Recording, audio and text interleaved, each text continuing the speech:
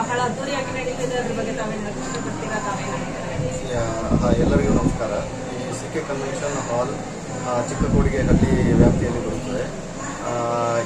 ಇವತ್ತು ಈ C K convention ಹಾಲ್ನ ಉದ್ಘಾಟನಾ ಉದ್ದೇಶವೇನಂತ ಹೇಳಿದ್ರೆ, ಇದು ಮಧ್ಯಮ ವರ್ಗಕ್ಕೆ ಸುಲಲಿತವಾಗಿ ಹಾಗೂ ಸುಲಭವಾಗಿ ಕೈಗೆಟುಕುವ ದರದಲ್ಲಿ ಎಲ್ಲರಿಗೂ ಸಿಗುವಂತಾಗಬೇಕೆಂಬ ಉದ್ದೇಶದಿಂದ ಸಿಕೆ ಕನ್ವೆನ್ಷನ್ ಹಾಲನ್ನು ಓಪನ್ ಮಾಡಿದ್ದೇವೆ. ಇದು ಚಿಕ್ಕಕೋಡಿಗೆಹಳ್ಳಿ ಪೋದರ್ ಇಂಟರ್ನ್ಯಾಷನಲ್ ಸ್ಕೂಲ್ ದೀಪ್ಲೆ ಎದುರುಗಡೆ ಬರುತ್ತದೆ.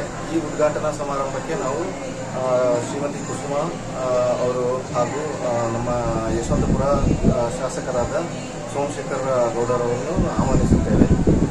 ಅವರು ಬಂದು ಉದ್ಘಾಟನಾ ಸಮಾರಂಭವನ್ನು ನೆರವೇರಿಸಿಕೊಡಲಿದ್ದಾರೆ.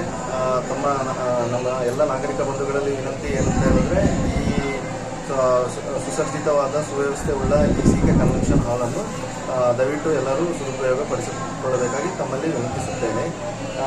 ಈ ಕನ್ವೆನ್ಷನ್ ಹಾಲಲ್ಲಿ ಕೈಗೆಟುಕುವ ದರದಲ್ಲಿ ಎಲ್ಲ ರೀತಿಯ ಹೈಫೈ ಫೆಸಿಲಿಟಿಗಳಿರುತ್ತದೆ.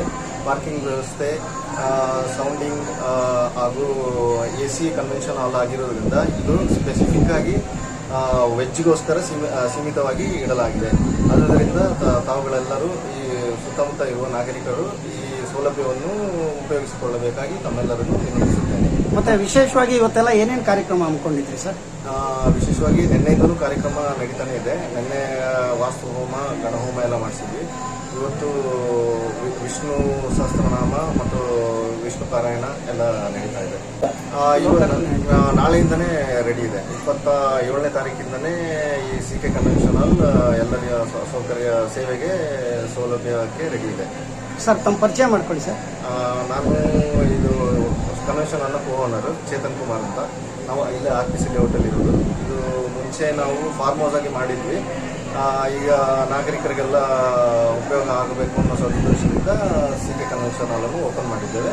ಇದು ಪ್ಯೂರ್ ವೆಜ್ ಆಗಿರುತ್ತದೆ. ನಾನ್ ವೆಜ್ ಫೆಸಿಲಿಟಿ ಇಲ್ಲಿ ಇರುವುದಿಲ್ಲ. ಆದ್ದರಿಂದ ತಾವುಗಳೆಲ್ಲ ಈ ಸೌಕರ್ಯವನ್ನು ಸುಲಭಗೊಳಿಸಬೇಕಾಗಿ ವಿನಂತಿಸುತ್ತೇನೆ. ಧನ್ಯವಾದಗಳು. Thank you sir.